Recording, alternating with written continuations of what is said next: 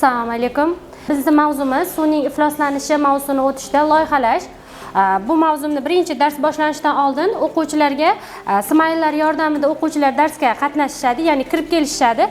Har bir o'quvchini har xil kayfiyatda, har xil psixologik xususiyatda ular kirib kelishadi va o'shanda ularni qanday holatda kelganligini bilgan holda dars mashg'ulotlarini boshlaymiz.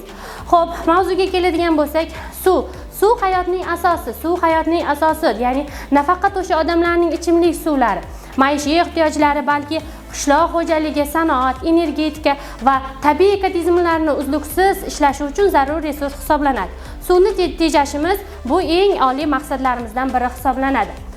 Darsni texnologiyasi va loyihaning faoliyati, ya'ni qanday yondashamiz, sistem integratsiyalari, interaktiv loyihalash va muammoga asoslangan o'qitishga asoslab olib boriladi.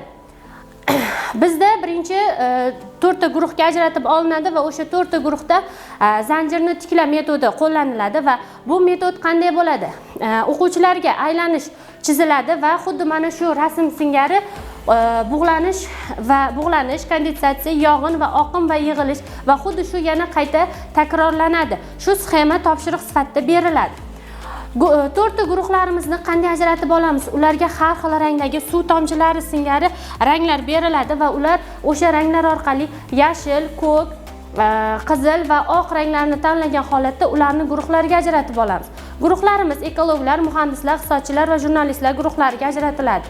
Keyingisi qiziqarli energiya arzlar, ya'ni o'quvchilarning guruhlariga ajratib topshiriq bajarganimizdan keyin ozgina ularda zerikish paydo bo'lishi mumkin va o'sha zerikishni oldini olish uchun o'quvchilarni dars mavzusiga olib kirishimiz kerak. Ya'ni suv bilan bog'liq so'zlarni aytamiz va o'sha aytilgan so'zlarni o'quvchilar, ya'ni toza suvga tozalik bildirsa qarsak chalishadi, suvni tozalamasa ular oyog'i bilan dapillatishadi. Shunda suvni keyingisi esa suv molekulasining sarguzashtlari, ya'ni suv molekulasi birinchi men daryo suvman degan o'quvchi chiqadi va ularga orqasidan neft, men daryoga tushgan plastikman va hokazo, ya'ni ularni chiqindilar qurshab oladi. Xo'p, sun'iy ifloslanishning turlari.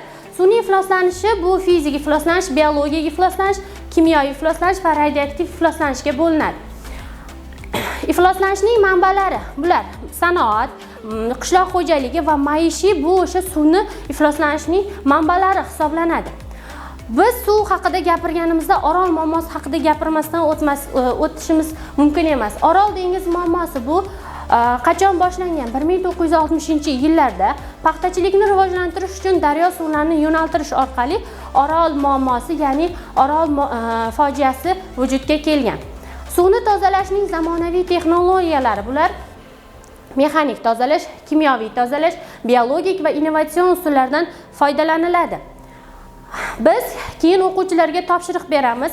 Topshiriqda A3 qog'ozda, ya'ni bitta xayoliy daryo chizishi va daryoning atrofiga har xil chiqindilar, har xil fabrikalardan yoki zavodlardan tushayotgan chiqindilar tasvirlanadi. Ya'ni bular quyidagicha usulda tasvirlangan, ya'ni A3 formatida. Endi biz buni plakatga chizdik. Daryo va shisha, plastik, oziq-ovqat chiqindilari, neft va polietilen paketlar yordamida, ya'ni chiqindilar chiqishi tasvirlangan. Keyingisi biz dars tugaganda, ya'ni dars yakuni bo'yicha o'quvchilarga uyga vazifa beramiz. Uyga vazifa Socrative ilovasi orqali test tuzdik va o'sha testlarni o'quvchilarga tarqatma sifatida ularga berib yuborishimiz yoki kundalik.com platformasiga o'sha testlarimizni onlayn vazifa sifatida yuklashimiz ham mumkin. Undan so'ng ularni baholash uchun WordWall, Bamboozle ilovalari orqali ularga o'sha kodlar beriladi va shu kodlar orqali yoki ularga raqamlar orqali ularni baholab olamiz. Bularda baholash juda ham qiziqarli, har xil savollar, qiziqarli savollar va ichida bir qancha ularga emotsiyalar qo'shilgan. Xo'p, dars yakunida ularni rag'batlantirish uchun moviy sayyora himoyachilari va ularga suv tomchilari singari mana bunday stikerlar va sertifikatlar beriladi va ular rag'batlantiriladi. Xulosa qilib aytadigan bo'lsak, bugungi darsimizda o'quvchilar suvning ifloslanishi va uni muhofaza qilish mavzusini shunchaki nazariy ma'lumot sifatida emas, balki uni hayotiy va amaliy loyiha sifatida chuqur o'rganiladi. Shu o'rinda aytishimiz kerakki, ular plastik oddiy idishlardan mana bunday filtr apparatlar ham yasab ko'rsatishimiz ham mumkin. Bu ham suvni tozalashning bir usullaridan hisoblanadi.